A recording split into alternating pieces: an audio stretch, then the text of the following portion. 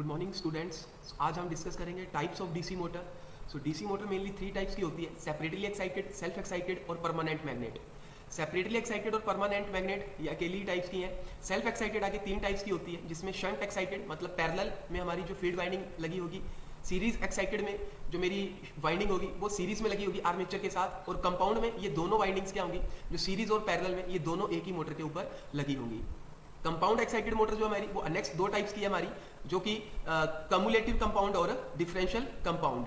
तो कम्युलेटिव में क्या होता है, हमारा फ्लक्स एडिक्टिव होता है, और डिफरेंशियल में जो है डिफरेंस मतलब माइनस हो जाता है। उन्हीं के आगे 2 है हमारी लॉन्ग शंट और शॉर्ट शंट मोटर्स। सो यही हमारी मेनली 3 टाइप्स की मोटर है। एक परमानेंट है, सेल्फ एक्साइटेड। सेल्फ एक्साइटेड में मतलब जो उसको एक्साइटेशन है वो खुद से ले रही है, ठीक है। और सेपरेटली एक्साइटेड में जो हम उसको एक्साइटेशन है वो क्या कर रहे हैं, वो सेपरेटली वो एक्साइट कर रहे हैं। सेपरेटली मतलब जो फील्ड वाइंडिंग रहेगी हमारी, हम उसको सेपरेटली क्या कर रहे हैं, डीसी सप्लाई प्रोवाइड करवा रहे हैं, ठीक है। तो यहाँ पे हम क्या करते हैं, सबसे पहले डिस्कस करते हैं सेपरेटली एक्साइटेड डीसी मोटर। तो ये आपके सामने उसकी डायग्राम है सेपरेटली एक्साइटेड डीसी मोटर की।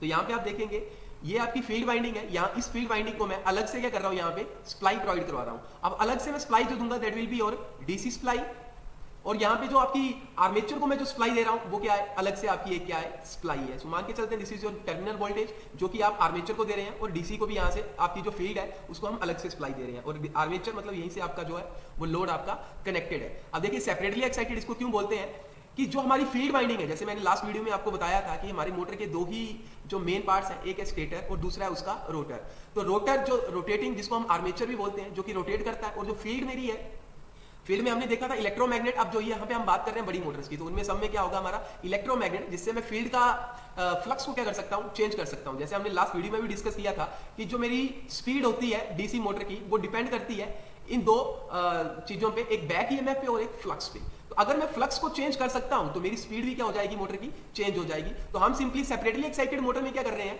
जो एक्साइटेशन दे रहे हैं उसको, फील्ड वाइंडिंग को जो मैं सप्लाई दे रहा हूं वो एक्सटर्नल दे रहा हूं, मतलब मैं इसको चेंज कर सकता हूं। तो अगर मैं इसको चेंज कर लूंगा तो मैं अपनी स्पीड को भी, इस मोटर की स्पीड को क्या कर सकता हूं, चेंज कर सकता हूं। तो यहाँ पे कुछ इसके रिलेशंस हैं this.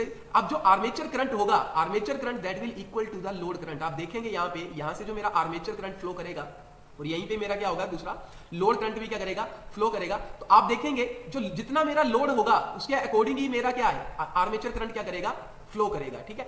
Next is your back EMF. अब बैक ईएमएफ का सिंपल जो हमारा फॉर्मूला है, EB is equal to V minus I A R A. EB that is the back EMF is equal to V minus I. Voltage है EB is equal to V is equal to EB plus I A R A.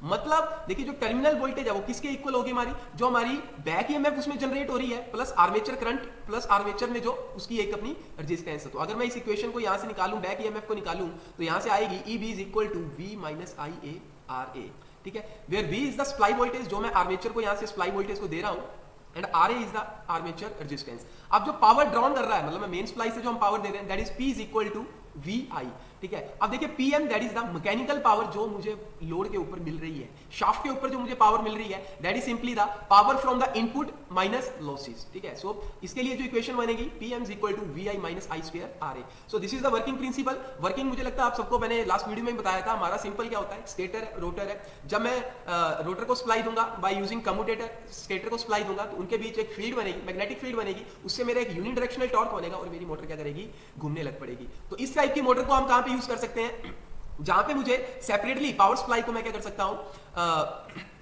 Separate हम power supply इसको दे रहे हैं field winding को, तो इससे क्या है, मैं इसकी स्पीड को क्या कर सकता हूं, इसके काफी अच्छे से इसको क्या कर सकता हूं, कंट्रोल कर सकता हूं, ठीक है। तो this is my separately excited DC motor. Next one is your permanent magnet DC motor. अब देखिए परमानेंट मैग्नेट डीसी मोटर में क्या है, जैसे नाम से इसका पता लग रहा है कि हम यहाँ पे क्या करेंगे, परमानेंट मैग्नेट को यूज करेंगे। जैसे मैंने आपको कल बताया भी था, 2 टाइप्स की हम फील्ड यहाँ पे यूज करते हैं, electromagnet and second one is the permanent magnet. तो परमानेंट मैग्नेट में हम क्या यूज करेंगे, परमानेंट मैग्नेट को यूज करेंगे। अब आप देखेंगे जब हम इक्वेशन को देख रहे हैं यहाँ पे, N is equal to EB upon phi, तो अब मेरा फाई क्या रहेगा इस केस में, कांस्टेंट रहेगा। तो जब ये कांस्टेंट रहेगा तो इसकी स्पीड भी क्या रहेगी, कांस्टेंट रहेगी, ठीक है। तो इसकी जो स्पीड रहेगी वो क्या रहेगी, कांस्टेंट रहेगी। बाकी वर्किंग प्रिंसिपल इनका सबका सेम ही रहेगा कि जब कोई फील्ड आपका whenever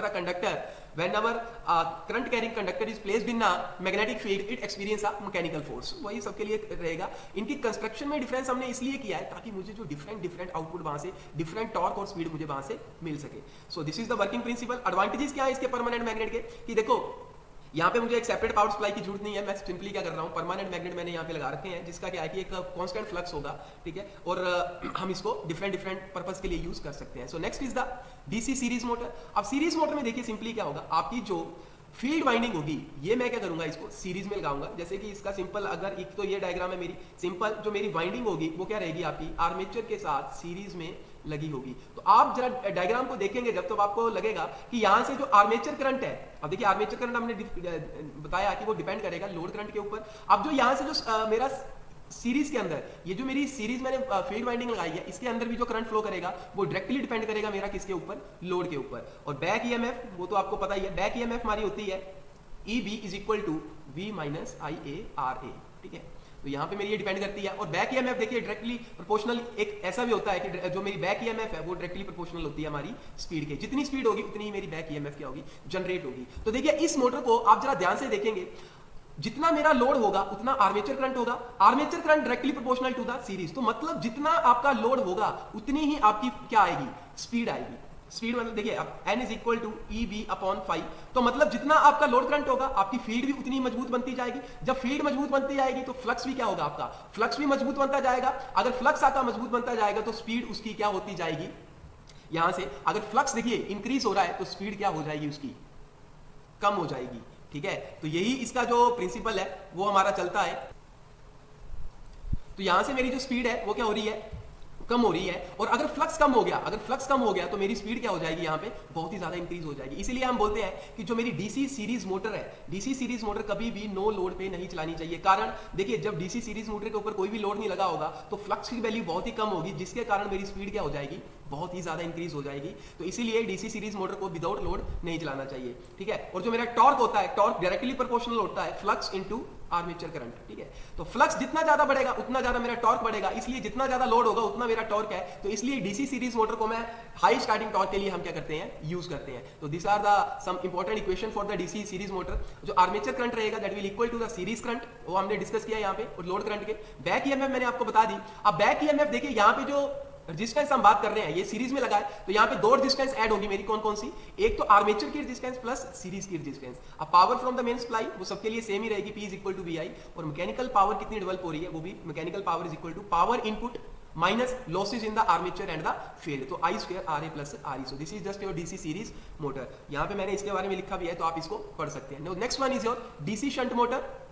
शंट मोटर में हम क्या करेंगे, जो आपकी फील्ड वाइंडिंग होगी इसको हम आर्मेचर के पैरेलल में लगाएंगे। तो यहाँ पे आप देख रहे हैं दिस इज माय आर्मेचर, यहाँ पे मैंने क्या किया है, आपकी जो फील्ड वाइंडिंग है उसको पैरेलल में लगाया है सप्लाई वोल्टेज के। तो पैरेलल में लगाने का मेरा फायदा क्या है कि देखिए अब इसको क्या मिलेगी, एक अलग से अपनी वोल्टेज मिलेगी और आर्मेचर को अपनी एक वोल्टेज मिलेगी। अब इससे होगा क्या, आप इक्वेशन पे जाएंगे जब EV इज अपॉन 5। अब देखिए अगर मैं इसको कांस्टेंट, तो यहाँ पे फ्लक्स क्या रहेगा, दैट विल बी और कांस्टेंट, कांस्टेंट हमारा फ्लक्स जनरेट करेगी ये। अब जब कांस्टेंट फ्लक्स जनरेट करेगी तो डेफिनेटली मेरी स्पीड भी क्या रहेगी, ये कांस्टेंट रहेगी, अप्रॉक्सीमेट कांस्टेंट रहेगी। हाँ थोड़ा बहुत उसमें जब हम लोड लगाते हैं तो उसमें प्रैक्टिकली थोड़ी सी स्पीड कम हो जाती है, लेकिन अप्रॉक्सीमेट जो उसकी स्पीड क्या रहती है वो कांस्टेंट रहती है, क्योंकि इसमें जो फ्लक्स जनरेट हो रहा है मेरा वो एक कांस्टेंट फ्लक्स जनरेट हो रहा है। तो इसकी कुछ इक्वेशंस है, shunt current ISH is equal to V upon RSH, V मतलब अप्लाइड वोल्टेज एंड RSH मतलब शंट रेजिस्टेंस। बैक ईएमएफ मैंने आपको ऑलरेडी बता दिया, EB is equal to V minus IARA, P is equal to VIL। और जो mechanical power मेरी बन रही है इनपुट अपॉन लॉसेस, तो इसमें जो लॉसेस होंगे शंट के अक्रॉस जो लॉसेस हो रहे हैं और मेरे आर्मेचर के अक्रॉस जो क्या हो रहे हैं लॉसेस हो रहे हैं, वो मैंने आपको यहाँ पे बता रखा है।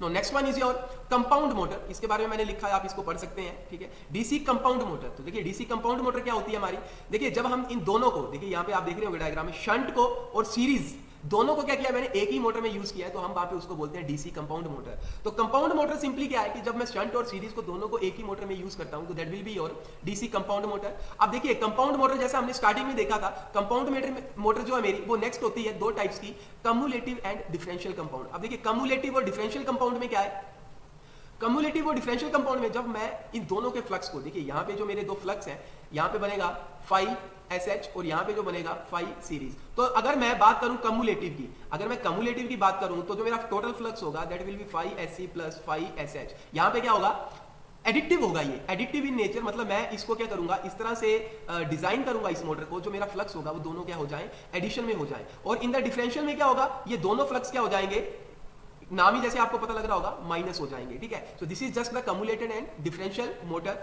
उसके आगे यही दो टाइप्स की होती है, शॉर्ट शंट और लॉन्ग शंट। अब देखिए शॉर्ट शंट की मैंने यहाँ पे डायग्राम बनाई हुई है। This is your short shunt motor. यहाँ पे जो आपकी ये मोटर है आपकी, this is your short shunt motor.